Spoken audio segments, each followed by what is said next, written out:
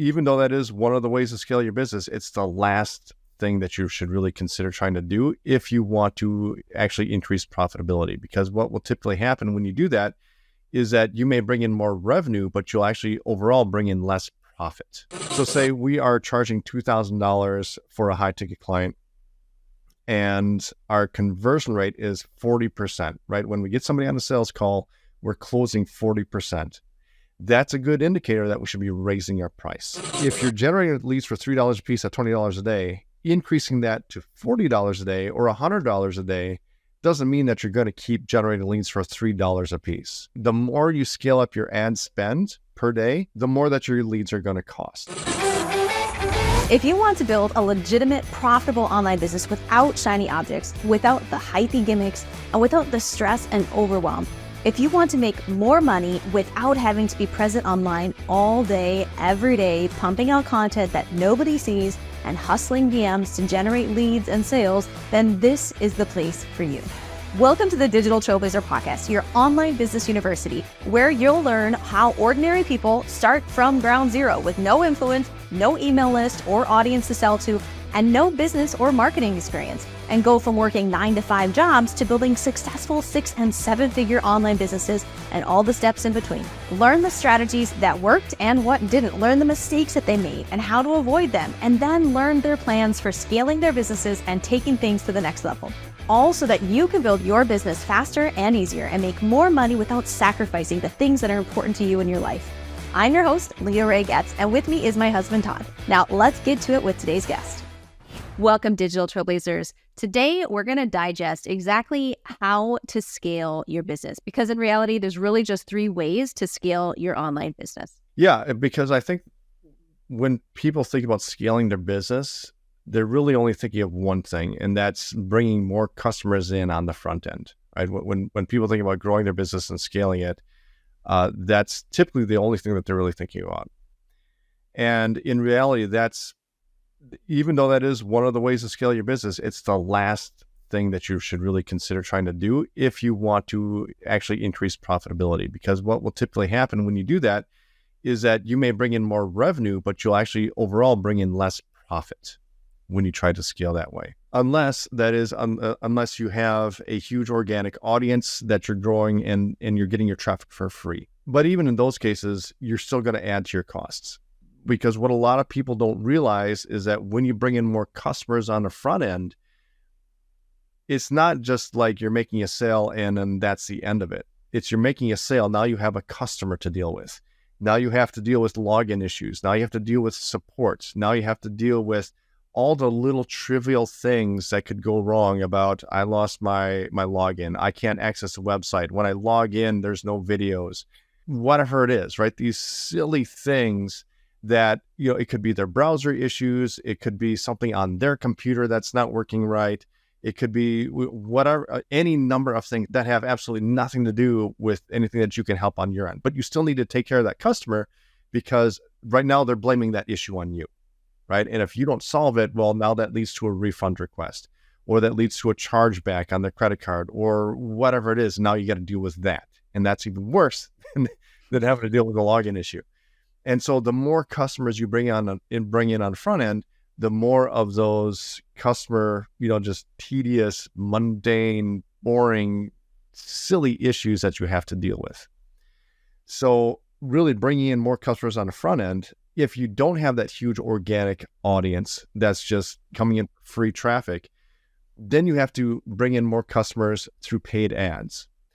And what a lot of people don't realize is that, say you're only spending $20 a day on ads and you're generating leads for, say, $3 a piece. If you're generating leads for $3 a piece at $20 a day, increasing that to $40 a day or $100 a day doesn't mean that you're going to keep generating leads for $3 a piece. The more you scale up your ad spend per day, the more that your leads are going to cost. And the reason for that is because any online ads platform, whether it's Facebook, whether it's Instagram, whether it's TikTok or YouTube or Google or anything else, they are bidding platforms. Okay. In other words, they work on supply and demand. So the audience you reach is typically going to be the same size, and you're just increasing your ad spend, which means you're increasing your demand. And as the demand goes up, so does the price. And on the other side of that, the more your competitors are increasing their ad spend, the more that raises the price for everybody else as well. And so that's why you'll typically see fluctuations throughout the day, you'll see fluctuations through the week, and you'll definitely see fluctuations throughout the seasons as far as your ad costs. Because, Black Friday may be coming up and everybody's running ads. Holidays may be coming up and people may be running ads. Elections may be coming up and now politicians are running ads to everybody and increasing the ad cost for everybody. These are all things that affect the price of ads, but even you by yourself just increasing your ad price increases demand and then increases the cost of your leads. So even that by itself just makes it much more difficult to scale your business simply by bringing more customers in on the front end. And that's why that's typically the very last thing that we have people do when they're scaling their businesses. Well, if that's the last thing, what should really be the first thing? Or even what do you need to optimize and have in place before you even talk about scaling? I think that's important too. Right. So you need to know your numbers. You need to know your numbers as far as your conversion rates for sales. You need to know your numbers as far as click rates on your ads, as far as opt-in rates on your landing pages. The more numbers that we can get, the better off we're going to be when we decide if and when to scale. So for example, typically what we look for, if you're doing a high ticket offer, if you're doing high ticket coaching, consulting, agency work, and you are running ads to build your business, the number one metric that we look at in order to know if and when we should scale is return on ad spend, ROAS or ROAS. We want your ROAS to be at least 3 to 5 times return on ad spend before we decide to scale by bringing more people in on the front end. Because when we can put $1 in and get $3 to $5 back out with our ads, that's when we know that we can absorb the additional cost of having to deal with more customer service. We can hire customer service agents. We can, train in new employees. We can hire people to deal with that. So that's not taking more of our time. We can deal with the cost of increased lead costs. We can deal with the cost of increased cost per acquisition for customer when we're at 3 to 5 times return on ad spend. So if we are, going from say $500 a day in ad spend to $1,000 a day in ad spend, that's going to obviously increase the cost of leads. And if we're at 3 to 5 times return on ad spend, we know that we can absorb that and still be very profitable and not only increase revenue, but also increase profits. Okay. So that's kind of the big metric that we look at to decide whether or not we should even scale on that front end. So if you're not at the 3 to 5 times ROI, then instead of looking at scaling, you need to look at optimizing your conversion rates. So every piece of your process, everything that you're doing, you want to really work to optimize and get a better return on investment before you start jumping into the scaling space. Right. And depending on what your numbers are, there's different things that we might have to optimize. Okay. So for example, if we're dealing with a high ticket coaching program, consulting offer, that's typically what we specialize in. What we look for, as far as our minimum KPI or key performance indicators, right? The minimum numbers that we're willing to accept as far as lead generation, opt-in rates, conversion rates, things like that. Out of every 100 leads that we generate, we look to book at least 5 to 8 qualified sales calls. Out of those 5 to 8 qualified sales calls, we expect at least 4 to 6 to show up live. There's always a cancellation or a reschedule or a no-show somewhere, so we take that into account into our numbers. Out of those 4 to 6 that show up live, we expect at least a 25% close rate, which means at the end of the day, out of every 100 leads that we generate, we should be able to land at least 1 or 2 paying clients out of that. Okay. Now, if we put your system together and we look at these numbers, they're looking good, but we're still not hitting our 3 to 5 times return on ad spend, then probably one of the first things we're going to look at is, okay, well, what's our conversion rate, our sales conversion rate? So say we are charging $2,000 for a high ticket client and our conversion rate is 40%, right? When we get somebody on a sales call, we're closing 40%. That's a good indicator that we should be raising our price. Okay, let's raise our price to maybe $5,000 and see what happens.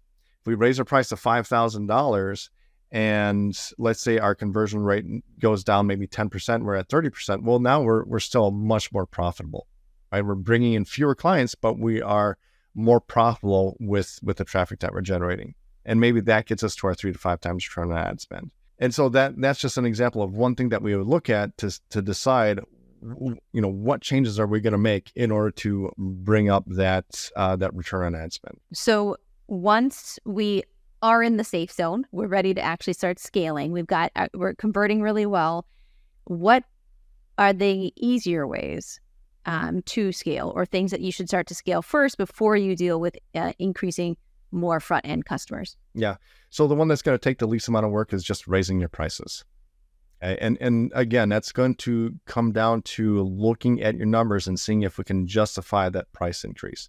Sometimes we may be at $2,000 or $3,000 price point, and we may be converting 25%, just like our KPI say that we should.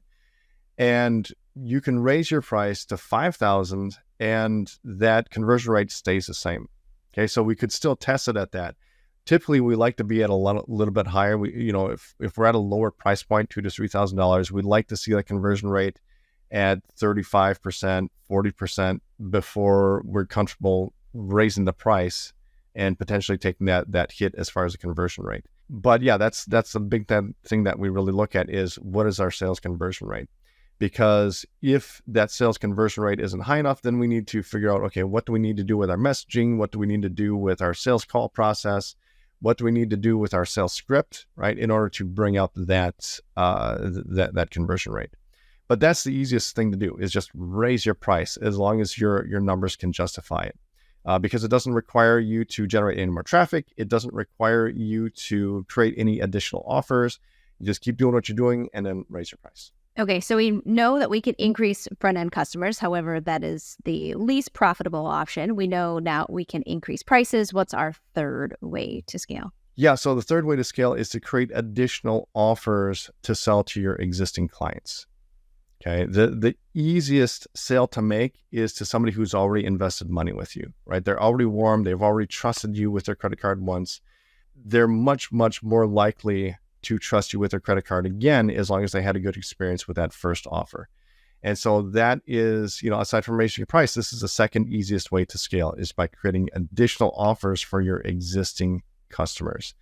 And so, that just comes down to, what is the problem that I currently solve with the offer that they already bought? And then what's another problem I can solve after I've solved that first one? Okay, that's the easiest way to come up with a secondary offer in order to increase the value of your customers. Other things you can do is maybe look at ways of generating recurring revenue on the back end. So that may mean that if you're doing a group coaching program, that you limit it to, say, 3 months or 6 months, and then after that, you go on a month-by-month basis. Or maybe you offer some additional packages where they can get an additional 6 months if they pay in full for a discounted price, right? Since they're an existing customer. So you find ways of extending what you're currently doing with an ongoing membership, or you find the next problem to solve after you solve that first problem. So, for example, if you are a fitness coach, a weight loss coach, help people get healthy, something like that, and you specifically work with women and you help them transform, and maybe your target audience is often married. Well, we all know that if you are working to be healthy, to lose weight, to eat healthy foods, keep healthy foods in the household, it can cause problems or tensions, or there's additional stuff involved when there's a spouse who's not on that journey of health with you. So if we say the front end offer is helping the wife get healthy, make better choices with diet, lose weight, whatever, maybe a secondary would be now starting to bring the husband along, right? Helping him to join into this journey and get the whole household healthier and moving along. And so you're solving a first problem. It kind of creates tension. It creates this problem kind of on the back end that now you can offer a solution to as well. Right, exactly. Another good example is with people who sell Amazon FBA courses, right? There's a lot of people out there teaching others how to create e-commerce businesses and selling physical products or white labeled products on Amazon. And so they sell that course on the front end. They teach people how to be successful with an Amazon FBA business.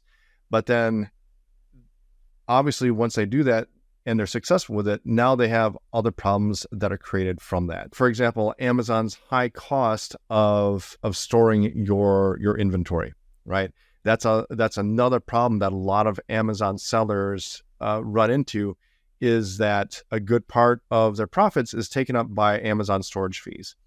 And so what a lot of Amazon course sellers will do, because they have their own successful Amazon businesses, is that they have what's called a 3PL, third-party logistics businesses, where they have a warehouse outside of Amazon where you can store your inventory for cheaper. And that will ship out your inventory directly from their Amazon orders. And so maybe that's the next offer that they sell. Or they sell another course on how to sell your business. So a lot of people, they create these online businesses in order to build them up to a certain point so that they can sell them for a 7 or 8 figure exit. Well, maybe that second course or that second offer is specifically geared towards how to sell your business. And so that's really just the key, is think about, after you solve that first problem, what are other problems that might arise that now need to be solved? And then you just solve that with your next offer. So now, once you've raised your prices, once you've found ways to sell more to your existing customers, now's the time to circle back and focus on increasing the amount of front-end customers that you're bringing in, because your profitability now way higher, you can absorb the cost of bringing on more people, the customer service costs, the increased cost of traffic, all of those things that are the downside to it. You can absorb that now because you've increased your profitability in other ways first. Yeah, that's exactly right. And the thing is that this is, with most online business owners, this is the exact opposite of what they're thinking. Their mentality is towards bringing in more customers on the front end, where really the first thing they should be thinking about is, how do I raise my prices? And I mean, that's a whole other episode that we'll probably have to talk about here in the near future, is exactly how to raise your prices, especially if you're not making any sales right now. A lot of you may be wondering, well, how can I even justify raising my prices if I'm struggling even to get people in at a lower price? Actually, let's do that. Let's do that as another episode later on in the future. So keep an eye out for that episode on the Digital Trailblazer podcast, and we will see you all next time. You've been listening to the Digital Trailblazer podcast. For show notes and information about today's guest, head to digitaltrailblazer.com. Now, if you love this episode, if you got some value, make sure you leave us a review and subscribe. And be sure to share this episode with anyone you know who could use help to build their business. Thank you for listening, and we'll see you next time.